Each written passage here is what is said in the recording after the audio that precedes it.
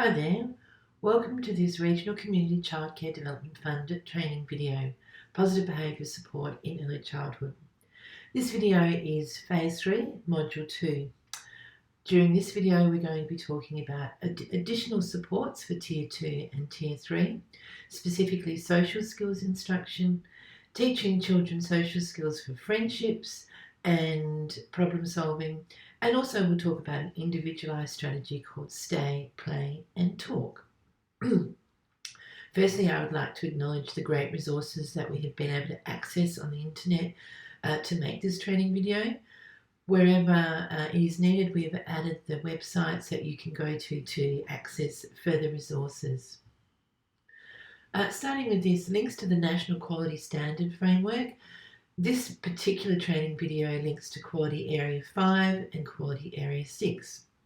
Quality Area 5 specifically looking at relationships with children, that we maintain respectful and equitable relationships with each child, but also that each child is supported to build and maintain sensitive and responsive relationships. We're also looking at Quality Area 6, engaging families in our teaching of social skills with children as well. Also links to the Early Years Learning Framework. Outcome 1, children have a strong sense of identity, so that we're able to model explicit communication strategies to support children to initiate interactions and join in play and social experiences in ways that they can sustain productive relationships with their peers. Also, Outcome 2, children are connected with and contribute to their world. The way we can do this as educators is ensuring that children have the skills to participate and contribute to group play and projects. Outcome 3, children have a strong sense of well-being, so that they are able to mediate and assist children to negotiate their rights in relation to the rights of others. So starting with what is social and emotional development. If we're looking at the young children we're working with, it's a sense of confidence and competence, the ability to develop and maintain positive relationships with peers and adults, really importantly how to make friends and how to get along with others, how to persist at challenging tasks, also how to identify, understand and communicate their feelings and emotions, and to be able to regulate and manage those strong emotions that they have. And finally, the development of empathy for others. We're going to start with looking at teaching social emotional strategies to children, and one of those first things is teaching friendship skills. I want you to stop the video here and have a look at your handout. Think about children who are well liked. What do you notice about their behaviour and their social skills that makes it easier for them to have friends? So pause the video now and have a think and add some of those things to your handout.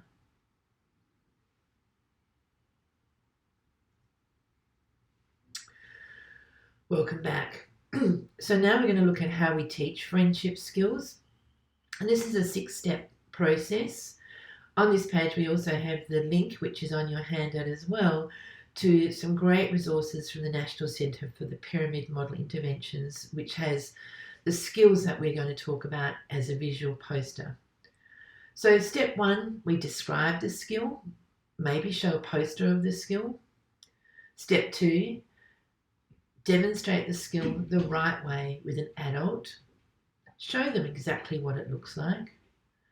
Step 3, demonstrate the skill the wrong way with an adult. Again, showing what not to do. And it's important that adults do this, not children. Step 4, have a child practice the skill with an adult. And then have a child practice the skill with another child.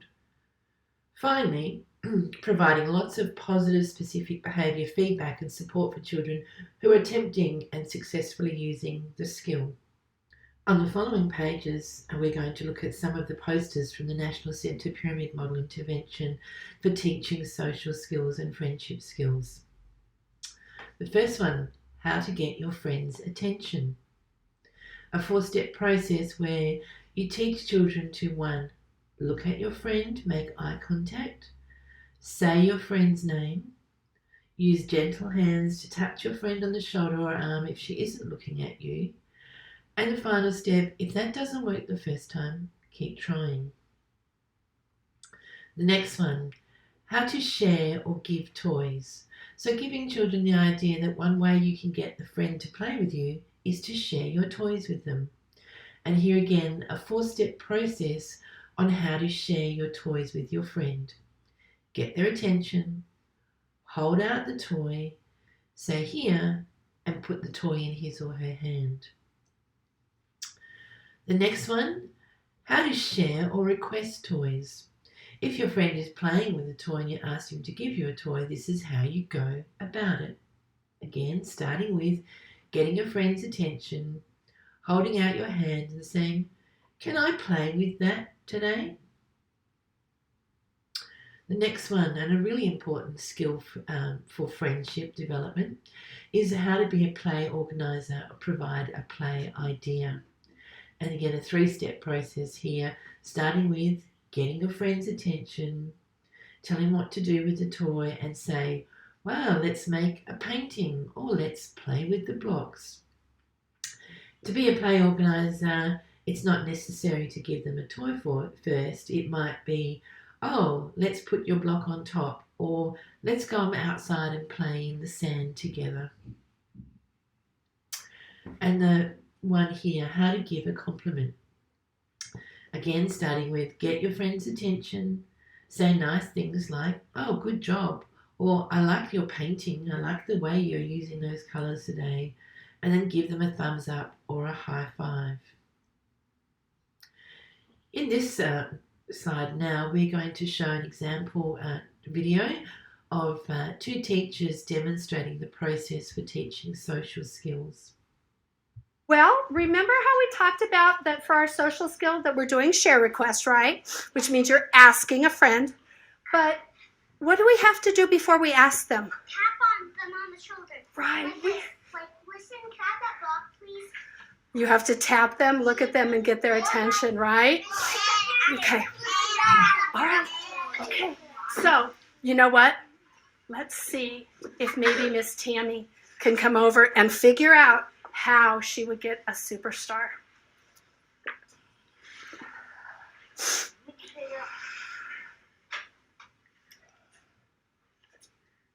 Miss Sharon, Yes? may I have a blue block, please? Sure, here you go. Thank you. Do you want to build? So, would Miss Tammy get a superstar? Did she tap me on the shoulder? Did she look at me and say my name? And then she asked for a blue block. You know what? I'm going to see if I can do it, okay? Okay, let's see. Miss Tammy, can I have this?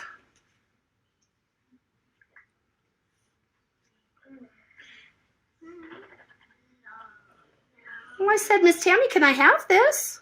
You didn't tap her on the shoulder. Oh, I didn't? No. Oh. No. What else do I need to do? I have to tap her on the shoulder. Say her name. I need to say her name and look at her. Can I just grab it like that? No. Oh, do you think I should try again? Yeah. Okay, let's see. Let's have to think here. I really want to play with those blocks.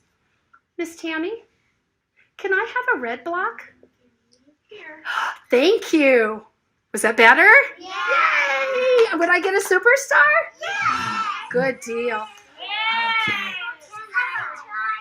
You know what, Reese? I would like for you to come up and try. Come on up, Dayton. So, Reese, I want you to sit here. Okay? And Dayton, come on and sit over here. Okay? Look at your friends. Turn around. Okay? And let's see if Reese can get a superstar. Okay, let's watch what he does.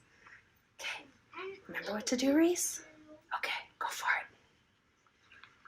Can I have that? A blue block. What do you think? Yay! Yes. So, They wouldn't know which color. well, that's a good point. But then he changed it and he said, can I have a blue block? Awesome job. Thank you guys for helping. Well, Okay, so a great example of a simple social skills lesson where the adults model the behaviour and they model the example of the correct way, they model the example of the incorrect way, and then allowed the students to have a go. I particularly love how excited all of the children got when people got it right. So over to you just to have a think about what additional skills, apart from the ones we've mentioned in this training video, would you teach as part of your social emotional curriculum? So if you stop the video now and take a few moments to think about any additional skills that you may like to teach children in your service. Welcome back. So some extra tips for promoting social interactions. One thing is to arrange materials and environments to promote those interactions. So having materials set up for a few children to play together. Creating opportunities for children to interact and think about where you and how you put children. And again, if children get no response in the first time, remind them to try and try again. Simple reminders to, remember, your friends are over there, why don't you go and play with them? It's so much fun to play together with your friends. And also when children are struggling, to give them the words or phrases to say, oh, I like the way you're using the painting today. Can I join you? Lots of different strategies and activities to teach friendship skills. Remember, as adults, we're modelling all the time how to behave, so we can use those same strategies to model to children how to interact together. Lots and lots of repeated examples of those skills, so using puppets, preparing peer partners, songs, finger plays, having partner projects, the everyday ongoing incidental teaching, using pre-corrects and prompts. Remember today we're going to be playing outside together. If you want to play with someone, remember what we have to do. Tap them on the shoulder and give some ideas of how to play together. Using lots of encouragement and specific feedback. Good job today. I saw how nicely you asked to share those toys. Using games. Another great example is using children's literature and books to model those skills. And also for children who are needing more intensive intervention, perhaps developing some social stories to encourage the use of those skills. This is a lovely example of a teaching activity using Super Friend Power. And what is your Super Friend Power? And you can see everyone has been able to contribute and add to their Super Friend Power. Some of the ideas, when we're promoting the social development of all children, teach those social skills to the whole class in circle time, just as we saw in the video. Perhaps teaching in centres or small group activities. And then finally also engaging and partnering with families to promote the development of those social skills at home as well. Also, there are going to be some students who are going to need more individualised attention and skill instruction. So thinking about how we can embed that instruction ongoingly in the teaching situations, but also perhaps using pre-corrects and prompting with those children, and again, partnering with families.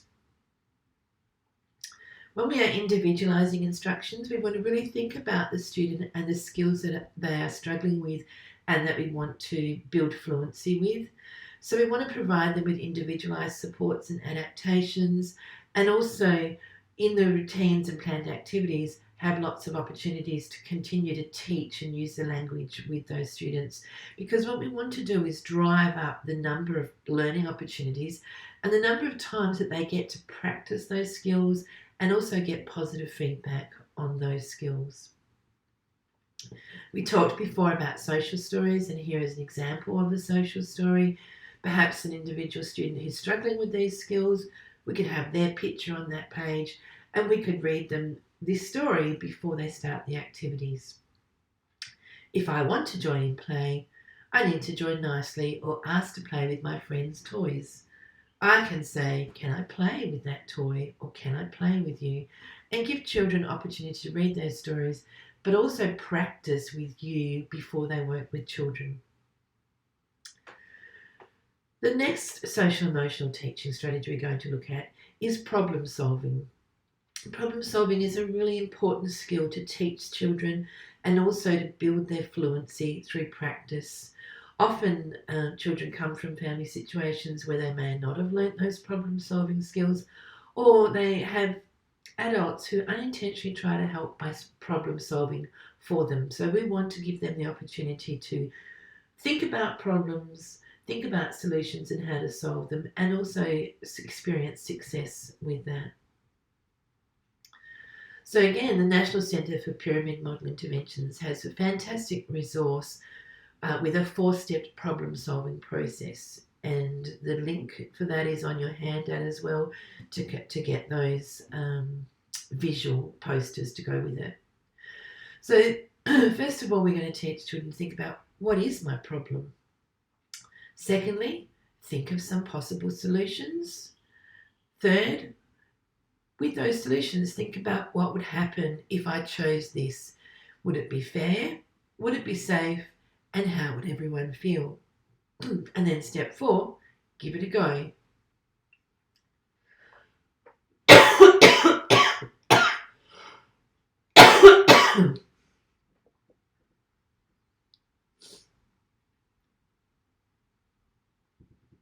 Teaching the problem-solving steps.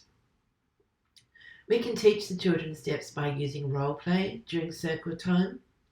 If you have access to them, using puppets. Printing out the visuals of problem-solving steps and posting them around the room. Also, we'll have a look at these in a moment, providing access to solution kits as well. And finally, intentionally planning problems to help children practice solving all kinds of problems so that they develop fluency but also a sense of competence. I know how to solve problems and I can give it a go. We talked about solution kits, and there are a few around. We've got an example on the right there, and also the solution kit, the first aid box where children can go and pick out a solution. When I was teaching, I used to have large posters of solutions on the wall, and what I would find is that children would go and stand there and they would have a look at them and they would try and work out which solution would be best to use in those situations.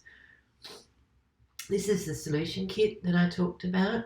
Again, you can go and download this, and it has lovely visuals of the different ways that children can use to solve problems. 1, you could find an adult, you could ask nicely, you could ignore the behaviour, you could say please or please stop, and so on. Some problem-solving activities. Problematize everything. Oh, we have 6 kids at the snack table and only 1 apple. We have a problem. Does anyone have a solution? Some what would you do if? Children could make their own solution kits. And also through children's literature, offering solutions to problems that occur in stories. So getting them to brainstorm, what are all the different ways we can look at to solve this problem? And then, oh, what would happen if we chose this way? What would happen if we chose this way? Another way to continue to build fluency in those social skills with your children is to engage and partner with families to really power it up. So provide families with materials and information for teaching social emotional skills that link with what you are doing in your service.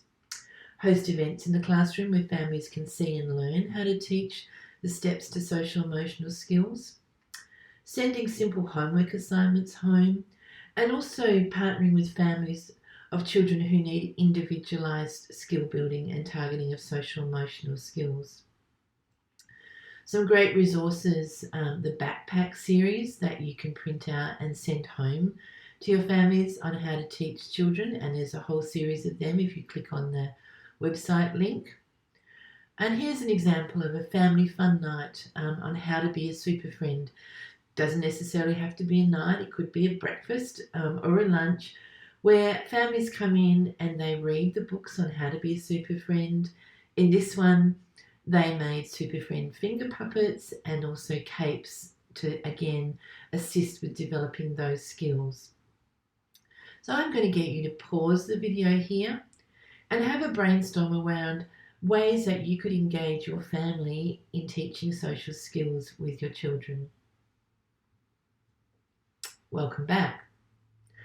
So now we're going to look at Tier 2, more individualised interventions, things we add for some children who need more help. And this one is called Stay, Play, Talk.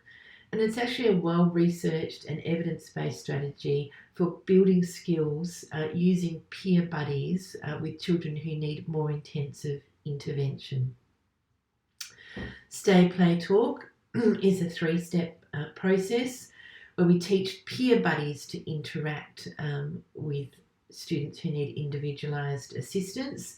And what we're wanting to do is increase and extend their frequency of social interactions while minimising the need for adult support. Using peer buddies is also a more natural way of increasing skills of students. It's a 4-step process where you identify the target child and collect some baseline data around interactions that they're having, select some peer buddies and then train the participating peer buddies, and then 4, implementing Stay, Play and Talk and collecting more data to see how the strategy is going. So in the next few slides, we will outline in more detail what those steps look like. So step 1, identifying the target child. A child who is socially isolated and rarely observed playing or talking with peers. So what we want to do is collect some baseline data to see what the interactions are, perhaps just watching that child during a 10-minute play session and just tallying the number of times that they interact with other students. Step 2, selecting peer buddies. So we want to select students who have developed social skills and friendship skills, interact frequently with other children and talk with them. Also, you want to select a peer buddy who has similar interest with the target child and plays with similar toys. And finally, you want a peer buddy who is able to attend to group instruction and also follow adult instructions. Step 3, you're then going to train the participating children and discuss with them the importance of being a peer buddy, introduce the strategy using the visuals, stay, play and talk. Provide examples of it, but also show them what that looks like. Use those social skills to show them how to be a play organiser, how to talk to them, how to give them encouragement as well. And then provide the children with opportunities to practice before they begin implementing Stay, Play, Talk. Step 4 is implement buddy time during free play. So give them a prompt to say, okay, now we're going to have some free play. I'd love you to go and do some Stay, Play, Talk with your peer buddy. Post visuals so that they know what to do, and also give them some feedback and reinforcement when they are doing that. Great job. I saw you staying and playing with Johnny today. That was really wonderful. You are a great friend. And then the final part of this is also perhaps observing the target child and seeing if their interactions with other children are increasing. We have a Stay, Play, Talk instruction worksheet as part of your handout. So if you could stop the video now and have a think about students you may have in your centre who would benefit from Stay, Play, Talk, students you may be able to identify as peer buddies, when you're going to train them, and then where you're going to use Stay, Play, Talk, the type of prompting you'll use, and how often this will occur. So if you stop the video now and just fill in